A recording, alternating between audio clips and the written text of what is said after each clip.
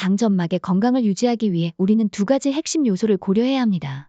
첫 번째로, 우리 몸의 세포는 다양한 효소 활동에 의존합니다. 실제로 하나의 세포 안에서만 약 7만 5천 개의 효소 반응이 일어난다고 합니다. 이 효소들은 우리 몸 전체의 건강에 매우 중요한 역할을 하죠. 아직 과학적, 영양학적으로 완전히 탐구되지 않은 이 효소들의 중요성은 간과할 수 없는 부분입니다. 두 번째로는 이러한 효소들의 활동을 촉진하는 조효소 코엔자임의 원료가 되는 필수 비타민과 미네랄들의 역할입니다. 이 조효소들은 면역세포의 기능을 지원하는데 필수적인 요소로 비타민과 미네랄이 이들의 원료로 작용합니다. 특히 면역 시스템에 도움이 되는 것으로 알려진 비타민 A, 비타민 D, 셀레늄, 아연, 망간, 구리, 붕소와 같은 미네랄들은 면역 미네랄로 인식되고 있습니다. 비타민 D와 엽산, 비타민 B12는 세포의 성장과 분화에 기여한다고 알려져 있습니다. 세 번째 요소는 식물성 영양소인 파이토케미컬입니다.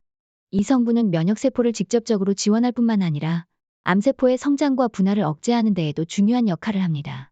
파이토케미컬은 건강한 장 점막을 유지하는 데에도 매우 중요한 성분으로 이러한 식물성 영양소의 섭취는 우리의 면역 시스템을 강화하는 데 큰 도움이 됩니다. 따라서 장 건강을 위해서는 이 세 가지 요소를 모두 고려하는 것이 매우 중요합니다. 파이토케미컬의 효능에 대해 이야기할 때 우리는 이 식물성 영양소가 면역세포에 얼마나 큰 활력을 제공하는지 주목해야 합니다. 파이토케미컬의 섭취가 증가하면 암세포의 성장 기회가 줄어들고 면역력은 자연스레 강화됩니다. 예를 들어 사과에 함유된 케르세틴, 포도의 레스베라트롤, 키위의 루테인, 토마토의 라이코펜과 같은 성분들이 이를 뒷받침합니다. 현재까지 알려진 파이토케미컬은 6,000가지가 넘는데 이는 계속해서 새로운 것들이 발견되고 있다는 것을 의미합니다. 색깔 있는 과일과 채소에는 이러한 영양소가 풍부하게 함유되어 있으며 이들은 면역세포에 필수적인 영향을 미칩니다. 장 건강에 있어서도 마이크로바이옴의 중요성이 강조되지만 장점막의 건강도 마찬가지로 중요합니다. 피부처럼 장점막도 강하고 튼튼한 사람이 있고 약하고 느슨한 사람이 있습니다. 장점막이 느슨해지고 약해지는 상태를 장누수 증후군이라고 합니다. 이 상태가 되면 장 내부의 음식 찌꺼기, 첨가물, 문제가 될 수 있는 음식물들이 장 바깥으로 유출되게 됩니다. 이러한 장누수 증후군은 집에서 발생하는 누수와 유사한 피해와 불편함을 유발합니다. 즉, 장내 유해 물질들이 장벽을 통과해 몸 전체로 퍼져나가는 것을 의미합니다. 이러한 현상은 장 건강뿐만 아니라 전반적인 건강 상태에도 영향을 미칠 수 있습니다. 따라서 파이토케미컬을 풍부하게 함유한 식품을 섭취하여 장 점막을 강화하고 장누수 증후군을 예방하는 것이 중요합니다. 이는 건강한 몸을 유지하는 데 필수적인 요소 중 하나입니다. 장누수 증후군의 문제는 바로 이렇게 장에서 흘러나온 이물질들이 몸 전체에 염증 반응을 일으키는 것입니다. 이러한 염증 반응은 대장염이나 크론병과 같은 질병의 원인이 될 수 있습니다.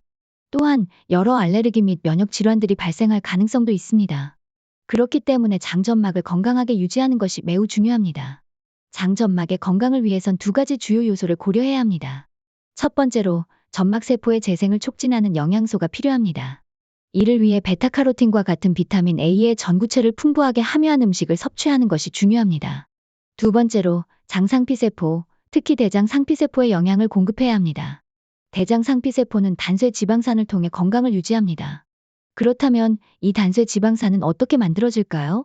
대장 내에 존재하는 미생물들이 식이섬유를 분해하여 단쇄 지방산을 생성합니다. 이 과정을 통해 대장 상피세포가 건강하게 유지됩니다. 결국 우리가 섭취하는 좋은 음식은 장점막을 강화시키고 장내 유익한 미생물들이 대장 상피세포를 건강하게 만드는 데 기여합니다. 장내 미생물, 장점막, 음식의 선택은 모두 연결되어 있어 우리의 식단 선택이 장 건강에 큰 영향을 미칩니다. 이렇게 음식 하나가 장 건강에 중요한 요소로 작용하는 것입니다. 다이어트 시 가장 이상적인 방법은 체지방 감소와 근육량 증가를 동시에 이루는 것입니다. 단순히 칼로리가 낮은 음식을 선택하고 무작정 운동만 하는 것만으로는 원하는 결과를 얻기 어렵죠. 근육량을 증가시키는 것은 중요하지만 우리 몸이 활동하기 위해서는 적절한 식사가 필수적입니다. 체지방을 줄이고 근육 합성에 도움이 되는 식단을 선택하는 것이 핵심입니다. 지방 대사와 근육 합성을 동시에 담당하는 중요한 장기는 바로 간입니다. 우리가 섭취한 탄수화물, 단백질, 지방 등 모든 영양소들이 소장에서 흡수된 후 간에서 저장되고 다른 물질로 합성됩니다. 간의 기능이 약해지면 지방 대사도 잘 이루어지지 않습니다. 따라서 간을 건강하게 유지하는 것이 지방 분해와 근육 합성에 매우 중요합니다. 단백질만 많이 섭취하는 것이 근육 증가의 전부가 아닙니다. 근섬유의 합성은 다양한 효소와 영양소의 대사 작용으로 이루어집니다. 따라서 근육 합성을 증가시키는 것도 간 건강에 크게 의존합니다. 간이 좋아하는 식사는 세포에 필요한 다양한 영양소들을 포함해야 합니다. 대부분의 사람들은 탄수화물이나 단백질보다 비타민, 미네랄, 식물 영양소들이 부족한 경우가 많습니다. 따라서 간 건강을 위해 이러한 영양소들을 균형 있게 섭취하는 것이 중요합니다.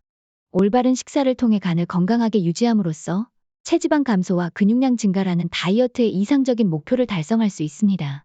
간 건강을 위한 다양한 비타민과 항산화 영양소들을 섭취함으로써 간의 기능을 향상시킬 수 있습니다. 이를 통해 우리 몸은 일상 식사를 통해서도 효과적으로 근육을 합성할 수 있게 됩니다. 예를 들어 닭가슴살과 방울토마토 샐러드만을 주로 섭취하던 사람이 과일의 양을 늘렸을 때 오히려 체지방이 감소하고 근육량이 증가하는 결과를 보인 경우가 있습니다. 이는 우리 몸에서 비타민과 미네랄이 쉽게 결핍될 수 있고 에너지 영양소는 결핍이 잘 일어나지 않는다는 것을 의미합니다. 그러므로 일상 식단에서 에너지 영양소는 유지하되 비타민과 미네랄이 풍부한 과일의 양을 늘리는 것이 중요합니다. 아침에 과일을 섭취하거나 점심 전에 과일을 추가하는 것만으로도 간 기능이 크게 향상될 수 있습니다.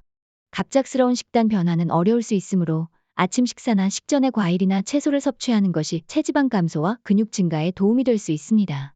이러한 작은 변화들이 몸을 건강하게 만들고 근육을 합성하는 데 기여하게 됩니다. 따라서 영양소가 풍부한 식품을 균형 있게 섭취하는 것이 건강한 몸을 만드는 데 중요한 열쇠가 됩니다.